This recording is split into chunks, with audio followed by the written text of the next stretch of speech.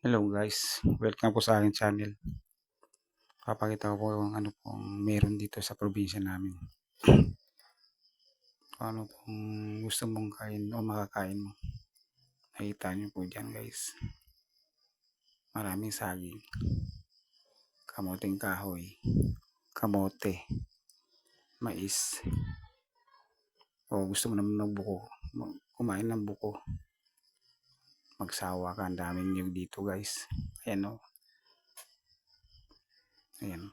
Naglagay po kami ng kamuting kahoy guys. Pang merienda. Yan po lagi nakagawian namin tuwing hapon magluluto ng merienda, kamuting kahoy po o kaya di naman mais o kamote.